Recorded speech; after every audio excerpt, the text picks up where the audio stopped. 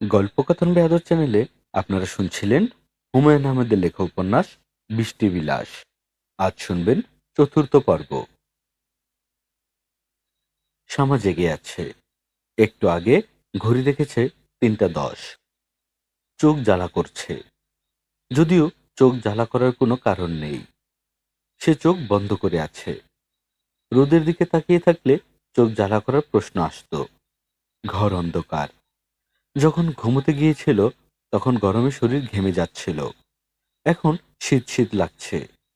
মাথার উপর ফ্যান ঘুরছে। রাত যতই বাড়ছে ফ্যানের গতি মনে হয় ততই বাড়ছে। দূরে কোথাও বৃষ্টি হচ্ছে কি? আশেপাশে কোথাও বৃষ্টি না হলে এতটা ঠান্ডা লাগার কথা না। শ্যামা আবারও ঘড়ি দেখল। রেডিয়ামের ডায়াল দেয়া ঘড়ি। অন্ধকারে বিড়ালের চোখের মতো জ্বলে। এখন বাজছে ৩টা ১২। মাত্র ২ মিনিট পার হয়েছে। শ্যামার কাছে মনে হচ্ছে অনন্তকাল। অনিদ্রা রোগ মানুষকে এতটা কষ্ট দেয় তা তার জানা ছিল না। তার ছিল বালিশ ঘুম। বালিশে মাথা লাগানো মাত্রই ঘুম। আজ একই যন্ত্রণা হলো। আগে চোখ জ্বালা করছিল, এখন মুখ জ্বালা করছে। এই জ্বলনে কি শেষ পর্যন্ত সারা শরীরে ছড়িয়ে পড়বে? বিছানায় শুয়ে না থেকে ভেতরের বারান্দায় চলে গেলে কেমন হয়? ভেতরের বারান্দায় কাঠের চেয়ারটা আছে। চেয়ারের পায়াটা আবার ভেঙেছে। আব্দুর রহমান সাহেব আবার ঠিক করেছেন। এই নিয়ে ৩ বার হলো। চেয়ারে বসে সকাল হাওয়া দেখা যায়। অনেকদিন সকাল হাওয়া দেখা হয় না। আজ দেখবে। তা না করা যাবে না। ফজর আজান হতেই মা বাবা দুজনেই উঠে পড়বেন। তারা অজু করতে এসে দেখবেন তাদের বড় মেয়ে একা একা বারান্দায় বসে আছে। মনের কষ্টে মেয়ে সারা রাত ঘুমোতে পারেনি। তারা দুজনই খুবই দুঃখিত হবেন। সেটা হতে দেয়া যায় না। শ্যামা মনের কষ্টে ঘুমোতে পারছে না, এটা ঠিক না। তার মনে কষ্ট নেই, তবে তার খারাপ লাগছে। খারাপ লাগলেই সেই খারাপ লাগাটা অন্যকে দেখাতে হবে কেন? আজ তার জন্যে খারাপ একটা রাত যাচ্ছে। রাতটা কোনো মতে পার করতে পারলে সব ঠিক হয়ে যাবে। একজন লোকের সঙ্গে তার বিয়ে ঠিক হয়েছিল। যে কোনো কারণে বিয়েটা ভেঙে গেছে। এটা এমন কোনো বড় ঘটনা না।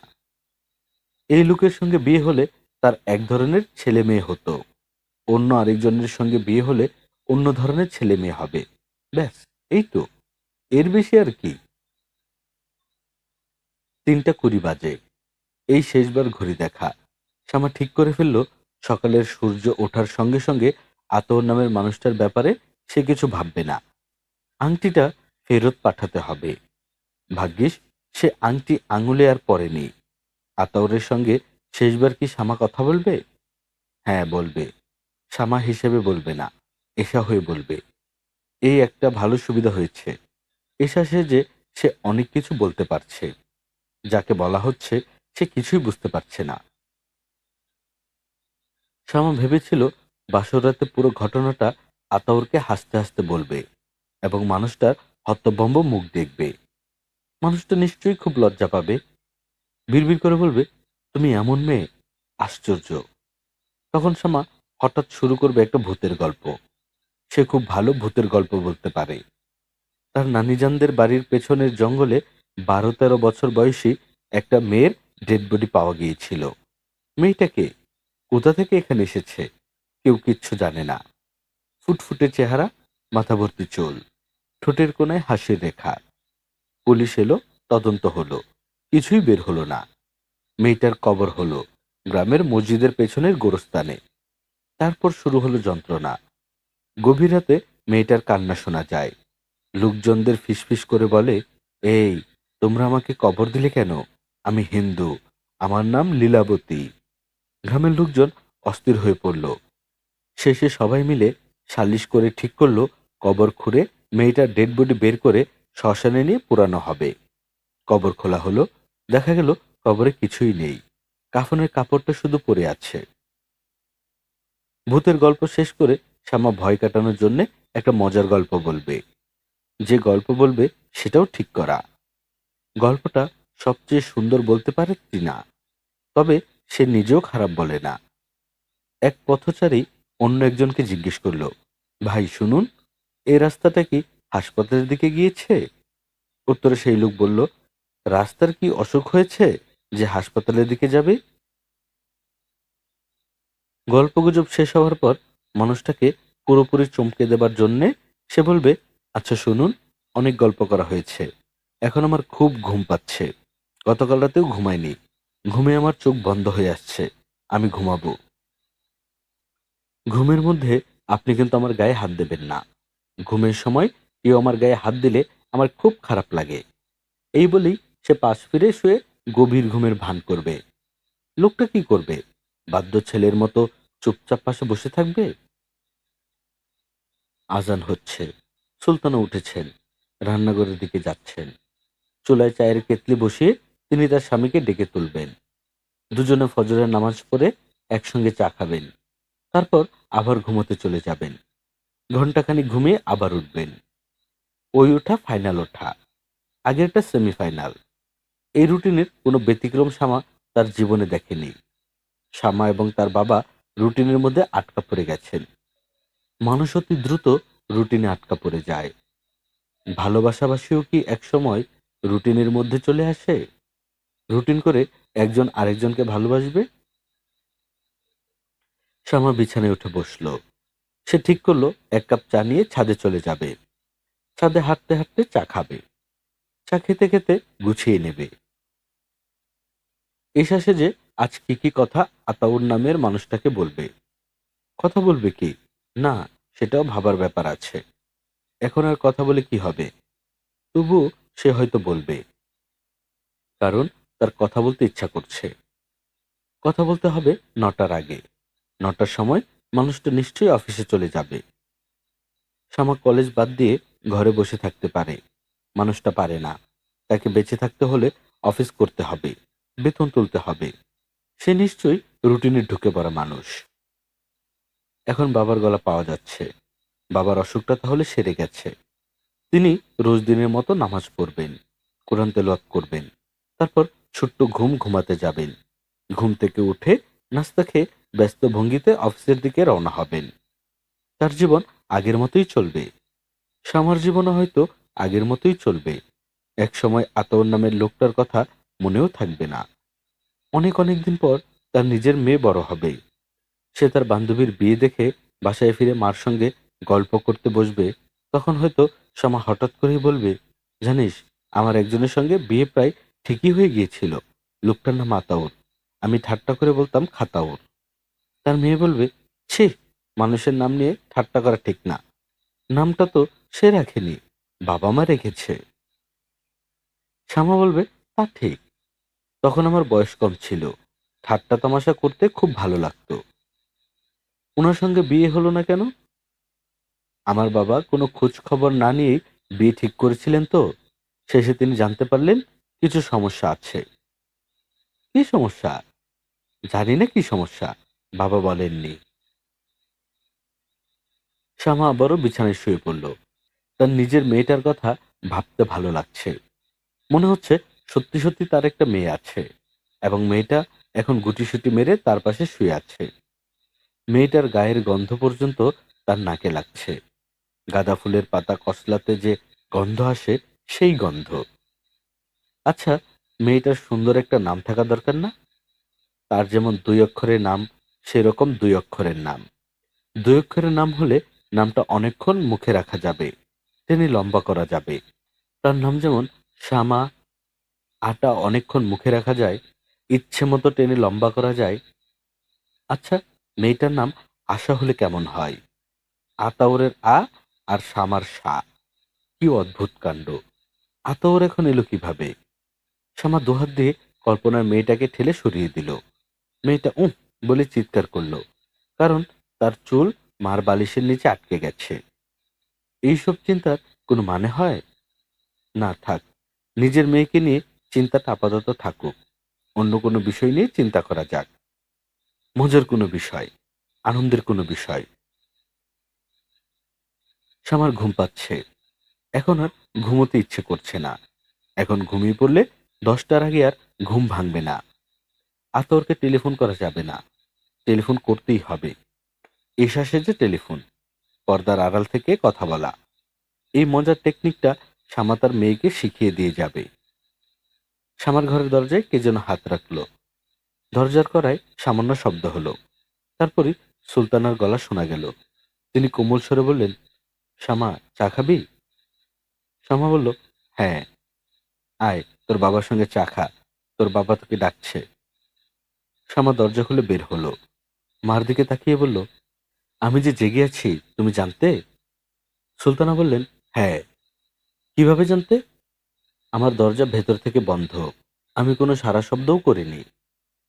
সুলতানা ছোট্ট নিঃশ্বাস ফেলে বললেন, তোরা তিন ভাই বোনের যে কোনো একজন জেগে থাকলে বুঝতে পারি। আমার নিজেরও তখন ঘুম হয় না। তোদের মধ্যে সবচেয়ে বেশি রাত জাগে এশা। বাবা মার সঙ্গে চা খেতে চাচ্ছেন কেন? মনে হয় কিছু বলবে। বিয়ে যে ভেঙে গেল, কেন ভাঙলো, এইসব হয়তো তোকে বলবে। আমি বাবার কাছ থেকে কিছু শুনতে চাচ্ছি না, তুমি শুনে নাও। তারপর যদি ইচ্ছে করে আমি তোমার কাছ থেকে শুনবো, ইচ্ছে না করলে শুনবো না।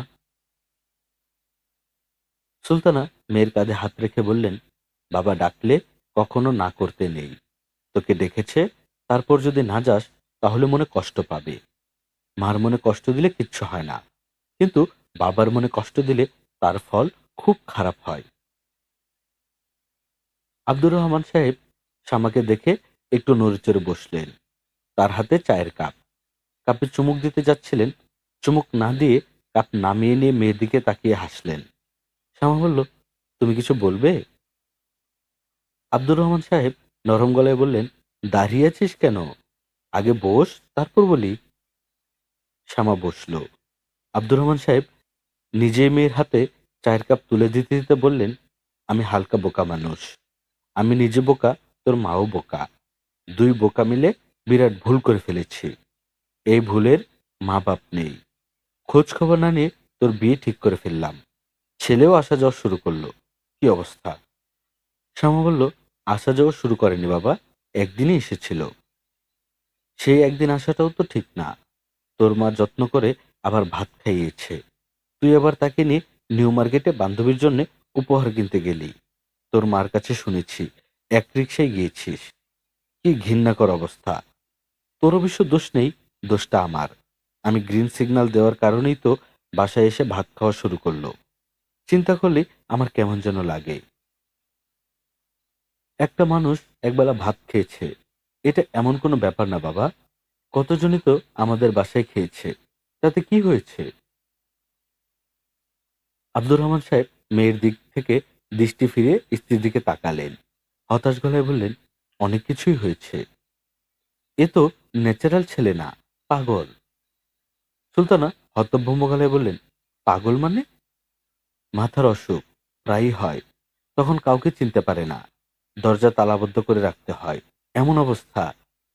এরা অসুখ গোপন করে বিয়ে দিতে চাচ্ছিল। মানুষের ধারণা আছে না, বিয়ে দিলে পাগল ভালো হয়, তাই ভেবেছে কাউকে কিছু না জানিয়ে বিয়ে দিয়ে দেবে, পাগল ভালো হয়ে যাবে। আমার মেয়ে হবে পাগল ভালো করার ট্যাবলেট।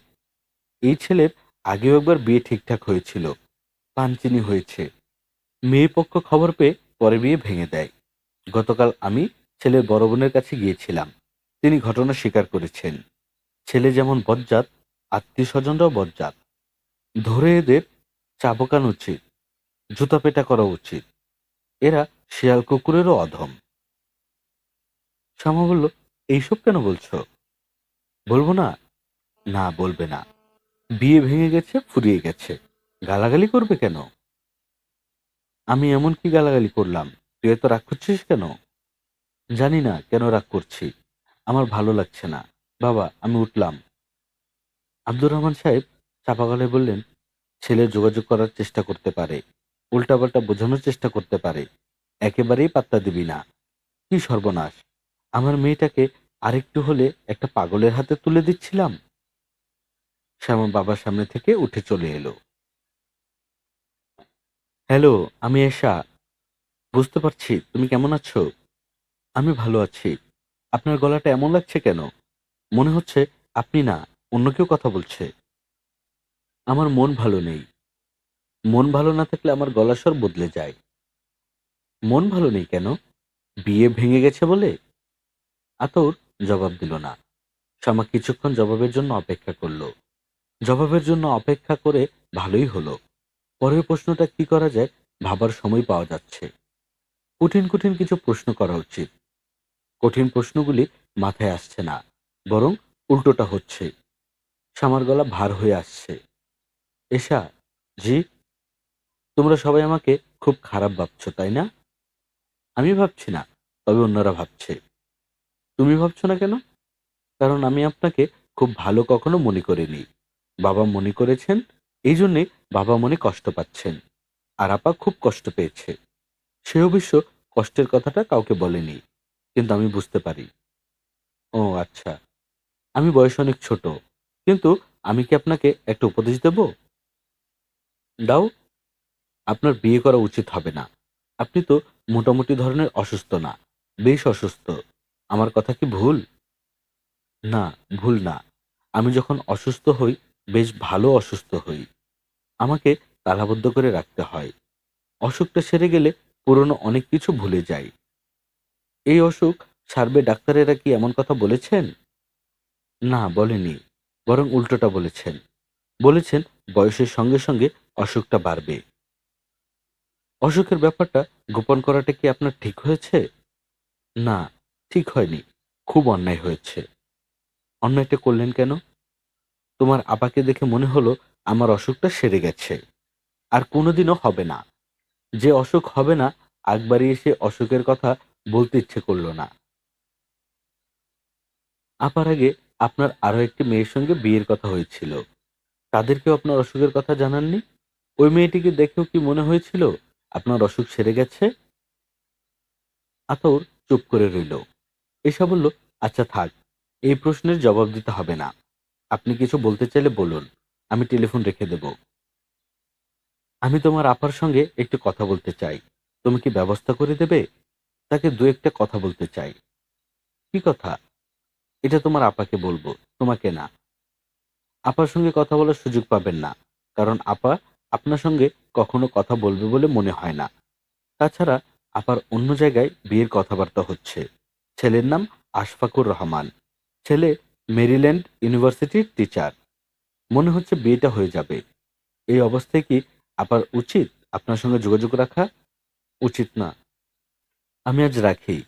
আপনি ভালো হয়ে যান, এর বেশি আর কি বলবো? সেটা সম্ভব না। আমি খুবই অসুস্থ। শোনো এশা, তোমার সঙ্গে সরাসরি আমার কখনো কথা হয়নি। শুধু টেলিফোনে কথা হয়েছে।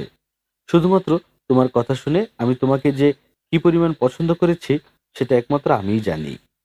তোমাকে আমার মনে হয়েছে খুব কাছের একজন। এখনো কি মনে হচ্ছে? হ্যাঁ, এখনো মনে হচ্ছে। বড় আপার বিয়েতে আপনাকে দাওয়াত দিলে আপনি কি আসবেন? হ্যাঁ, আসবো। আপনার লজ্জা করবে না? করবে, তারপরেও আসবো। তোমার আপার কাছে শুনেছি তুমি একটা ছেলেকে খুব পছন্দ করো। তোমরা খুব শিগগিরই নাকি বিয়ে করবে। তোমার বিয়েতেও আমি আসবো। দাওয়াত না করলেও আসবো। শ্যামা টেলিফোন নামিয়ে রাখলো। সে অবাক হয়ে লক্ষ্য করলো তার চোখ দিয়ে পানি পড়ছে। নিজের উপরেই তার রাগ লাগছে। এর কোনো মানে হয়? কেন তার চোখ দিয়ে পানি পড়বে? মুত্তালিব সাহেবের কপালে বিন্দু বিন্দু ঘাম। হাঁটতে তার খুব কষ্ট হচ্ছে। তিনি কয়েকবার বলেছেন, শামা ছেড়ে দে, আর সম্ভব না। শামা বলেছে, ৮ ঘন্টা আপনাকে হাঁটানোর কথা, আমি ৮ ঘন্টা হাঁটাবো। মুত্তালিব সাহেব হতাশ গলায় বললেন, হাঁটু যেরকম ছিল সেরকমই আছে, হেঁটে লাভ কি? লাভ ক্ষতি দেখবেন আপনি। আমার আপনাকে হাঁটানোর কথা, আমি হাঁটাবো। তোর হাঁটানোর কথা কেন? তোকে তো কেউ বলে দেয়নি। এই কাজটা আমি ইচ্ছে করেই নিয়েছি। আপনাকে ০.৫ ঘন্টা হাঁটালে আমি ০.৫ ঘন্টা টেলিফোনে কথা বলতে পারবো। আমার লাভ আমি দেখছি। কাজটা তাহলে নিঃস্বার্থ না? না। আজকাল তো তোকে টেলিফোন করতে দেখি না। এখন দেখেন না, পরে দেখবেন। আমি কাগজে কলমে হিসাব রাখছি। মোট কত ঘন্টা টেলিফোন পাওয়া। কত ঘন্টা? আজকের ০.৫ ঘন্টা ধরলে হবে ১২ ঘন্টা। তোর ধৈর্য আছে। ০.৫ ঘন্টা পার হতে বাকি কত? এখনো ১০ মিনিট। শামা, আজ ছেড়ে দে। মনে হচ্ছে পাটা হাঁটু থেকে খুলে পড়ে যাচ্ছে। খুলে পড়ে গেলে তো ভালোই, হাঁটু বাঁকানোর যন্ত্রণা থেকে বাঁচবেন। তোর মনে মায়াদয় বলে কিছু নেই? তুই আমার কষ্টটা বুঝতেই পারছিস না। চাচা, এইসব বলে লাভ নেই। ডাক্তার আপনাকে বলেছেন প্রতিদিন ০.৫ ঘন্টা হাঁটতেই হবে। আপনার যত কষ্টই হোক, এই কাজটা আমি আপনাকে দিয়ে করাবো। আপনি হাঁটতে হাঁটতে ইন্টারেস্টিং কোনো কথাবার্তা বলুন, দেখবেন ব্যথা টের পাবেন না। মুত্তালিব সাহেব দীর্ঘ নিঃশ্বাস ফেলে বললেন, আমার জীবনে ইন্টারেস্টিং কখনো কিছু ঘটেনি। আল্লাহ পাক কি করেন জানিস? মানুষ বানিয়ে তার পিঠে একটা করে সিল দিয়ে দেন। কারো সিলে লেখা থাকে ইন্টারেস্টিং লাইফ, তার জীবনটা ইন্টারেস্টিং হয়। আবার কারো সিলে লেখা থাকে হ্যাপি লাইফ, তার জীবন হয় আনন্দময়। আপনার সিলে কি লেখা? কিছুই লেখা নেই, শুধু একটা ক্রস চিহ্ন দেয়া। এই ক্রস চিহ্নের মানে হলো এই লোকের সব বাতিল। শামা হেসে ফেলল। মুত্তালিব সাহেবও হাসলেন। শামা বলল, মানুষ হিসেবে আপনি খুব বোরিং। বোরিং মানুষ সামান্য মজার কিছু বলেই মনে হয় অনেক মজার কিছু বলা হয়েছে। আর আমি যেহেতু খুবই ইন্টারেস্টিং একজন মানুষ, আমার খুব মজার কথাও লোকজনদের কাছে বিরক্তিকর মনে হয়। তুই এক কাজ কর, বোরিং পারসন হবার চেষ্টা কর। চেষ্টা করছি। লোকজনের সঙ্গে কথাবার্তা বলা কমিয়ে দিয়েছি। আগে কেউ কোনো প্রশ্ন করলে মজা করে উত্তর দেওয়ার চেষ্টা করতাম। এখন শুকনো ধরনের উত্তর দেই, কাঠখোট্টা জবাব। ০.৫ ঘন্টা শেষ হয়েছে? হ্যাঁ হয়েছে। যা, টেলিফোন করে আয়। ০.৫ ঘন্টা না, আজ টেলিফোন করবি ১ ঘন্টা। তারপর তোর সঙ্গে কিছুক্ষণ কথা বলবো। পরীক্ষা করে দেখি তুই কি পরিমাণ বোরিং পারসন হয়েছিস। টেলিফোন করবো না চাচা। তাহলে আয়, আমরা কথা শুরু করি। আজ কথা বলবো না চাচা, বাসায় আজ খুব ঝামেলা। বাসায় চলে যাব।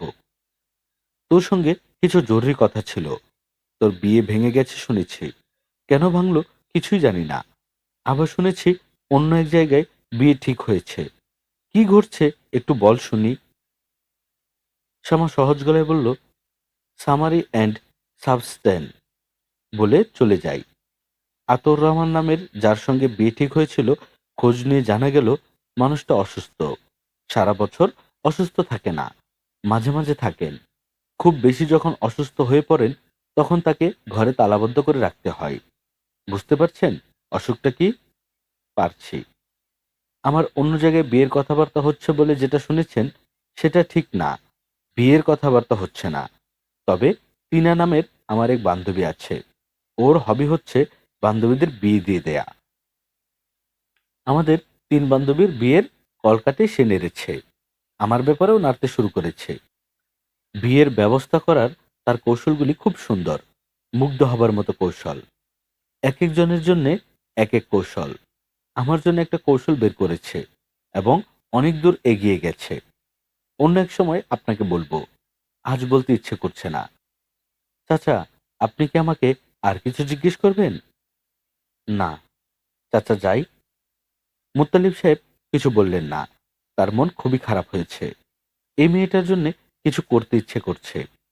কি করবেন, কিভাবে করবেন, কিছুই মাথায় আসছে না। তিনি জন্মগ্রহণ করেছেন পিঠে ক্রস চিহ্ন নিয়ে।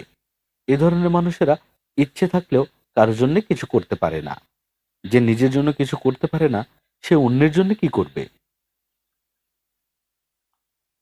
শ্যামা বাসায় ঢুকে দেখে বাসার পরিস্থিতি খুবই স্বাভাবিক।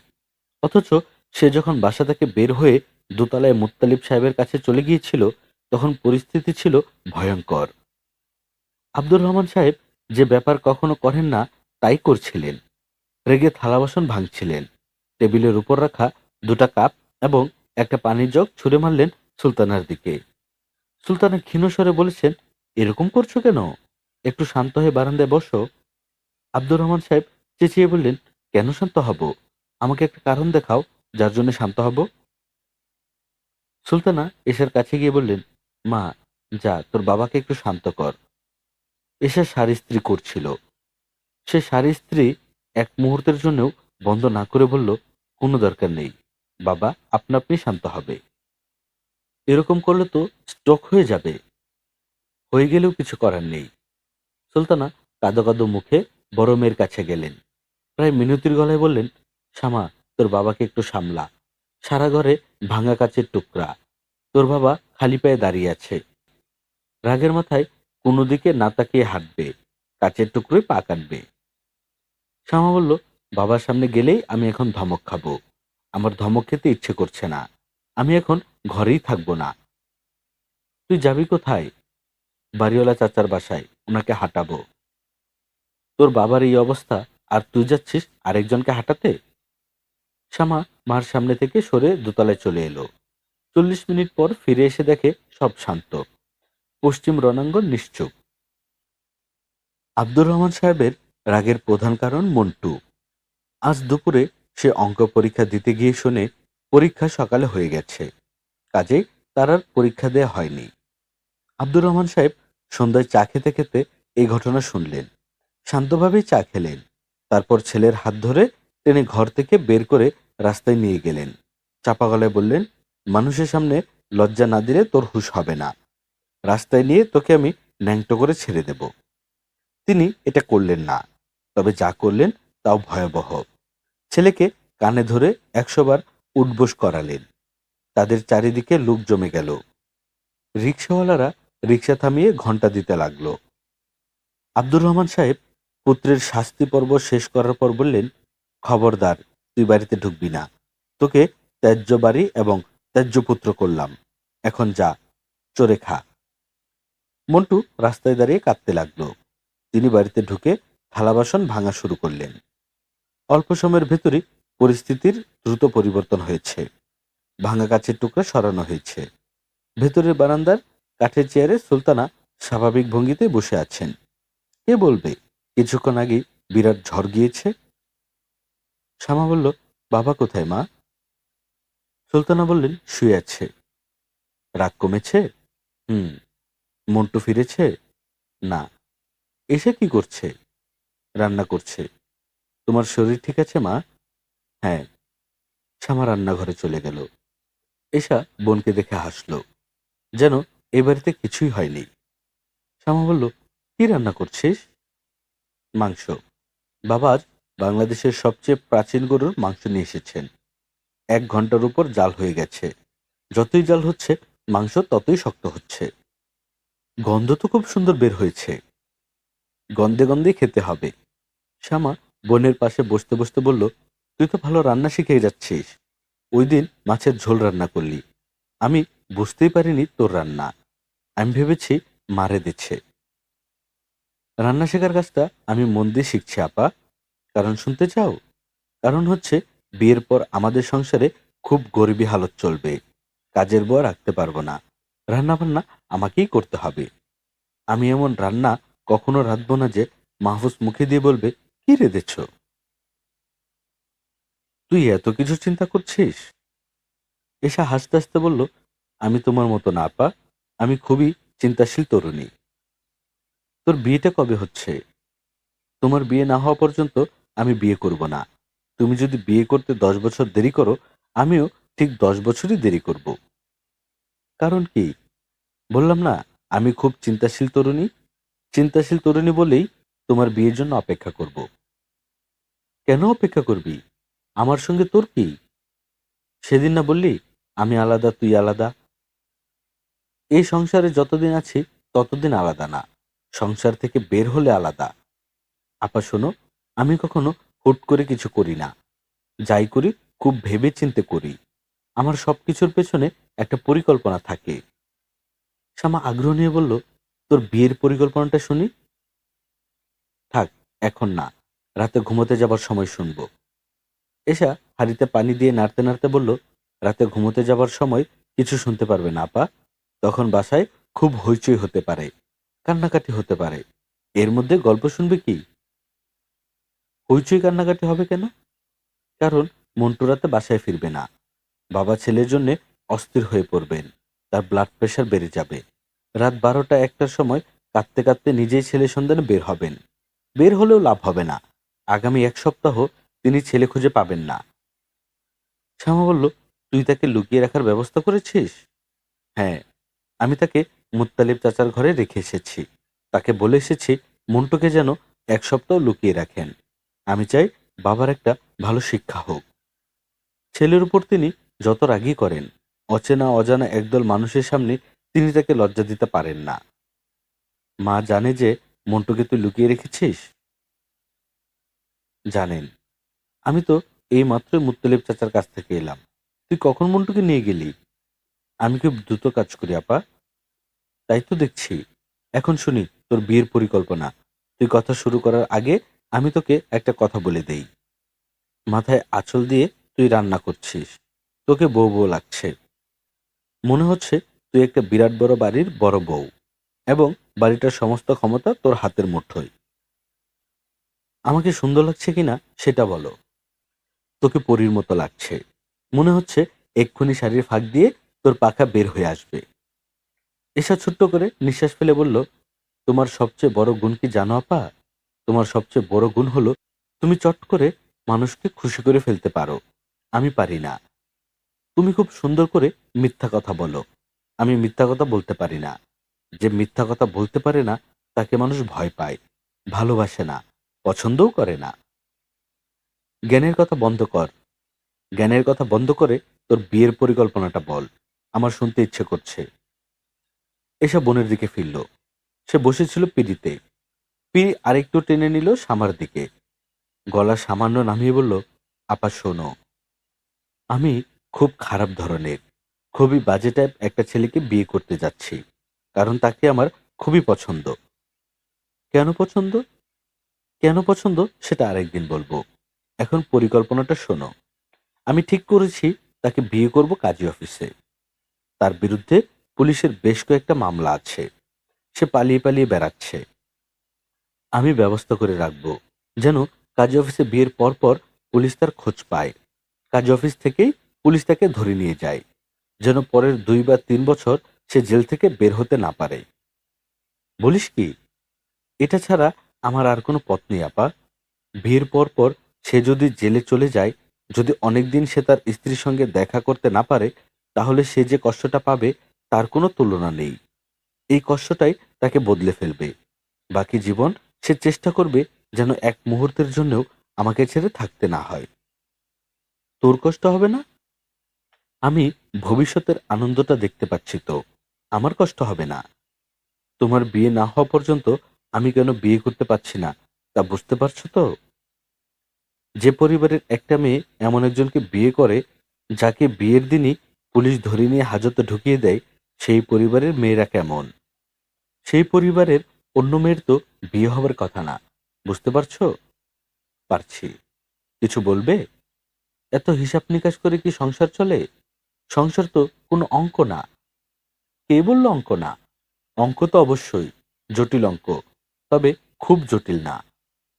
আপা, মাংসে লবণটা চেখে দেখতো, লবণ ঠিক হয়েছে কিনা। লবণ চাখতে আমার কেন জানি সবসময় ঘেন্না লাগে। প্রিয় শ্রোতা বন্ধুরা, আপনারা শুনছিলেন হুমায়ুন আহমেদের লেখা উপন্যাস বৃষ্টি বিলাস। আজ শুনলেন ৪র্থ পর্ব। গল্প পাঠে আমি আদর ছিলাম আপনাদের সঙ্গে। এরকম গল্প আমরা প্রতিনিয়ত আপলোড করে যাচ্ছি। আপনি যদি আমাদের চ্যানেলে নতুন হয়ে থাকেন তাহলে অবশ্যই আমাদের চ্যানেলটি সাবস্ক্রাইব করে দিবেন। গল্প পাঠ ভালো লাগলে বন্ধুদের সঙ্গে শেয়ার করবেন। পরবর্তী গল্প শোনার আমন্ত্রণ জানিয়ে আজকের মতো এখানেই বিদায় নিচ্ছি। সবাই ভালো থাকবেন, সুস্থ থাকবেন, সুন্দর থাকবেন। আল্লাহ হাফেজ।